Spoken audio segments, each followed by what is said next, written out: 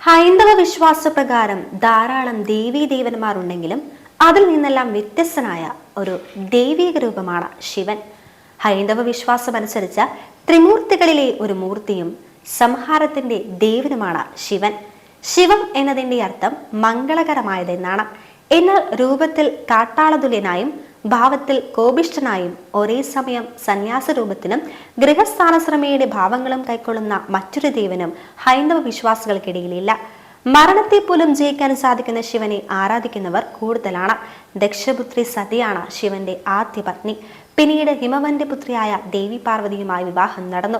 ദേവന്മാരുടെയും ദേവനായാണ് ശിവനെ ശൈശവർ ആരാധിക്കുന്നത്. ശിവന്റെ ആയുസ് വിഷ്ണുവിന്റെ ആയുസിന്റെ ഇരട്ടിയാണെന്നും പുരാണം പറയുന്നു. ഭാരതത്തിൽ ശിവലിംഗത്തെ പൂജിക്കുന്ന ഒരു സമ്പ്രദായമുണ്ട്. ഓരോ കൽപ്പനത്തിന്റെ അന്ത്യത്തിലും ശിവൻ ഉൾപ്പെടെയുള്ള ത്രിമൂർത്തികൾ പരാശക്തിയിൽ ലയിച്ചു ചേരുകയും വീണ്ടും സൃഷ്ടിക്കാലത്ത് അവതരിക്കുകയും ചെയ്യുന്നതായാണ് വിശ്വാസം.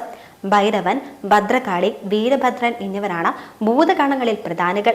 ശിവന്റെ അനുജന്മാരായാണ് ഭൂതഗണങ്ങൾ. ഗണപതി, സുബ്രഹ്മണ്യൻ, ധർമ്മശാസ്ത്രാവ്, ഹനുമാൻ എന്നിവർ പുത്രന്മാർ.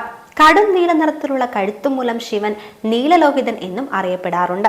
ശിവപുരാണത്തെ അടിസ്ഥാനമാക്കി ശിവനെ പഠിക്കുകയാണെങ്കിൽ ശിവൻ നല്ലയാളാണോ ചീത്തയാളാണോ എന്ന് നിശ്ചയിക്കുവാൻ ആർക്കും കഴിയില്ല.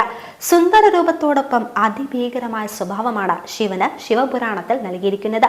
അമേധ്യം ദേഹത്ത് പുരട്ടി നടക്കുന്ന ദേവനായി ശിവപുരാണം ശിവനെ വിശേഷിപ്പിക്കുന്നുണ്ട്. വൈരികളെല്ലാം ഒരുമിച്ച് താമസിക്കുന്ന ഇടമാണ് കൈലാസം. അവിടെ കുടുംബകലഹമില്ലെന്ന് മുത്തശ്ശിമാർ കഥകളിലൂടെ പറഞ്ഞു തന്നിരുന്നു.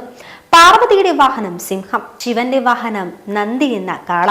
അതുപോലെ മുഷിവാഹകനാണ് ഗണപതി. മയിൽപ്പുറത്താണ് മുരുകന്റെ സഞ്ചാരം.